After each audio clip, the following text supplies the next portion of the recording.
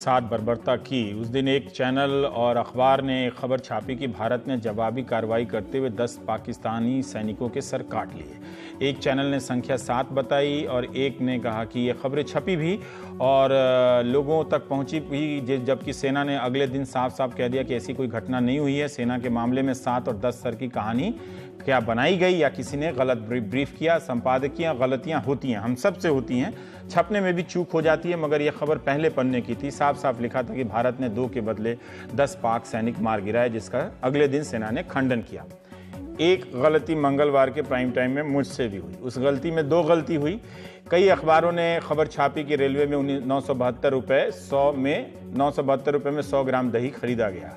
यह सूचना आरटीआई से मिली थी, इसलिए हमने भी इस खबर को दिखाया कि रेलवे ने जब जांच की तो पाया कि अधिकारियों ने ही आरटीआई में गलत जानकारी दी और इन अधिकारियों को सस्पेंड कर दिया गया है। और हमने ये खबर दिखाई, तब तक रेलवे की प्रतिक्रिया का मुझे पता नहीं था। फिर ये गलती हुई मुझसे, रेलवे अधिकारियों ने आरटीआई को गलत जानकारी दी, फिर वो खबर अखबार में, फिर अखबार से, फिर आरटीआई के जरिए हमारे शो में। और हमने दूसरी गलती ये की, 972 की जगह 9720, मुझे लगता है चश्मे की जरूरत है, वो लिखा है। ऐसी गलती करने के लिए माफी मांगने में मुझे कोई संकोच नहीं है। लेकिन ये फेक न्यूज नहीं है। फेक न्यूज वो है जिसे आजकल कई तरह से आपके बीच पहुंचाया जा रहा है, खासकर ये व्हाट्सएप से।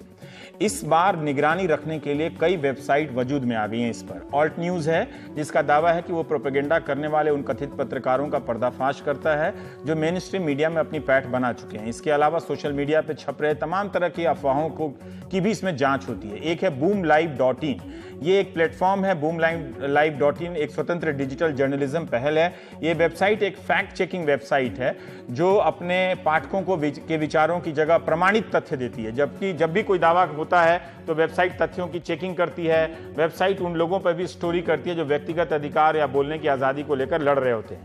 मीडिया के बारे में आपको समझ के लिए आपको thehoot.org पर जाना चाहिए। यहां पर आपको मीडिया की नैतिकता, प्रेस की आजादी को लेकर अच्छे लेख मिलेंगे। मीडिया को समझने में मदद मिलेगी।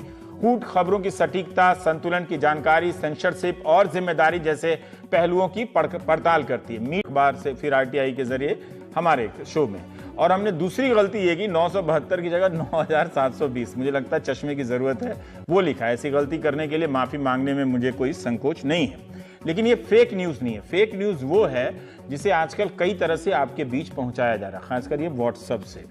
इस बार निगरानी रखने के लिए कई वेबसाइट वजूद में आ गई हैं। इस पर गलत ब्रीफ किया। संपादकीय गलतियां होती हैं, हम सब से होती हैं, छपने में भी चूक हो जाती है, मगर यह खबर पहले पन्ने की थी। साफ साफ लिखा था कि भारत ने 2 के बदले 10 पाक सैनिक मार गिराए, जिसका अगले दिन सेना ने खंडन किया। एक गलती मंगलवार के प्राइम टाइम में मुझसे भी हुई, उस गलती में 2 गलती हुई। कई अखबारों ने खबर छापी कि रेलवे में 972 रुपए में 100 ग्राम दही खरीदा गया।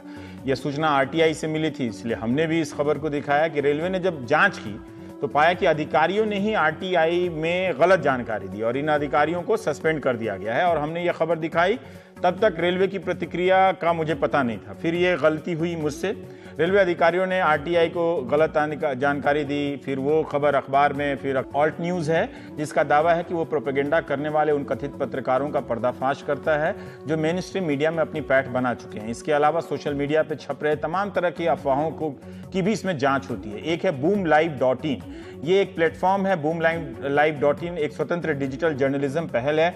ये वेबसाइट एक फैक्ट चेकिंग वेबसाइट है जो अपने पाठकों के साथ बर्बरता की। उस दिन एक चैनल और अखबार ने खबर छापी कि भारत ने जवाबी कार्रवाई करते हुए 10 पाकिस्तानी सैनिकों के सर काट लिए।